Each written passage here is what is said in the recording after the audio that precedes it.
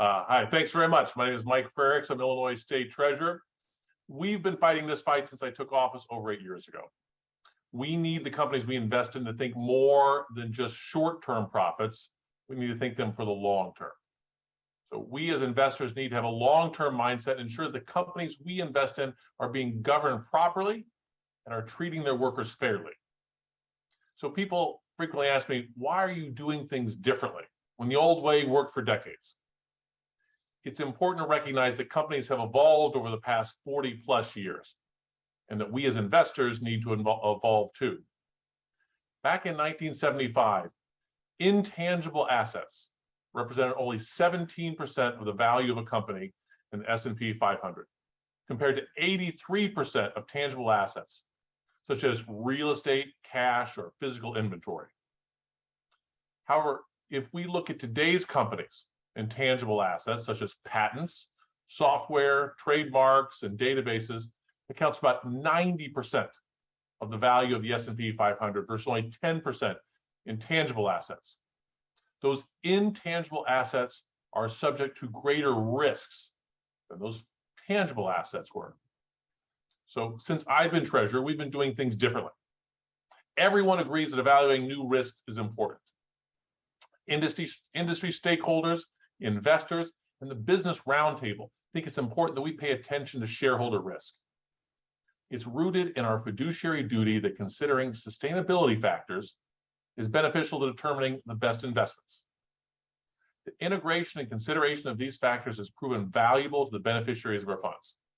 We've had success bringing to light material issues at companies when they neglect the interests of their workers, or when they neglect the interests of stakeholders that they serve. I say we, because this hasn't been done by just myself. It has taken a collective approach, not only amongst Democratic treasurers, like the ones who fight alongside me through For the Long Term, but also working alongside our allies in labor. For example, we've been able to come together and work with AFT, SEIU, Teamsters, and laborers, amongst others, to hold companies accountable for their treatment of workers. Whether that be working with SEIU to address much needed improvements in staffing and human capital issues at HCA Health, or working with the laborers to push Berkshire Hathaway to change their supplier code of conduct to update their procurement methods to focus on contractor quality and performance, workmanship, worker health and safety, and labor practices, amongst others. Or holding firms like Cardinal Health accountable for their actions and role in the opioid crisis. It has been working alongside labor and other like-minded investors that we have made this work. I'm proud to say that we have been successful, and I've been happy to stand up to represent our workers. But when you are successful, you have people who want to pull you down. These fringe groups, these are people who think what we do is woke. They just don't understand what we are doing, or they're deliberately misleading people. What they are trying to do is take the money in their states and weaponize it, and attempt to make policies across the US that hurt workers. They want to create planned economies reminiscent of Soviet Russia. Maybe that's why so many of them seem to support Vladimir Putin. All of this happens because we have been successful, and we will fight back and beat this negative rhetoric down, and won't stop until this narrative is beat dead.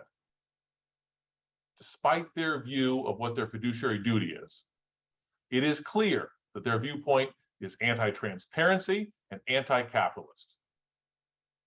Unfortunately, they have become a squeaky wheel that has gotten way too much attention. We've got a plan to ensure that we do not have this false narrative stand in the way. We're going to ensure and not only hold companies, but asset managers accountable to ensure that they are taking into consideration workers' rights, interests, and are thinking of all their stakeholders. We are trying to codify this within law with a new bill that requires disclosure from investment managers. In Illinois, this bill would require investment managers of all public funds in Illinois to annually disclose how they integrate sustainability factors into their investment decisions, while also requiring investment managers seeking to be selected to manage public funds to disclose how they consider sustainability factors prior to being selected as a manager. This will provide greater transparency into an understanding of how investment manager accounts for risk from factors like worker health and safety, or how they implement responsible contractor policies within their companies. It will also provide a much more complete picture regarding investment managers' sustainability policies and practices, and identify firms who modify their policies in response to the anti-ESG campaign.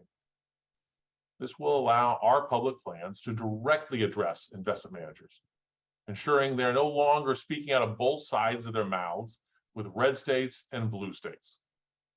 We can work together to beat back this anti-sustainability narrative. And I will not sit back idle while the MAGA fringe attempts to put the security and dignity of worker pension plans at risk to advance their radical agenda. The anti-ESG politicians have been a very squeaky wheel over the past year. No matter where you turn, you hear them squeaking.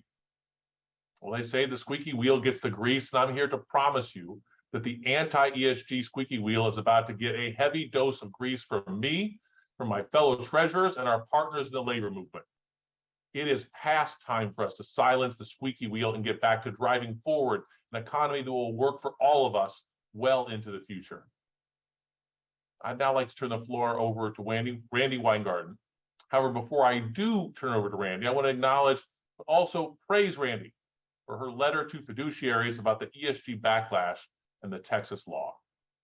The letter was not only necessary, but drove the point around why these laws are harmful to the long-term security of teachers' retirement, that they deserve better.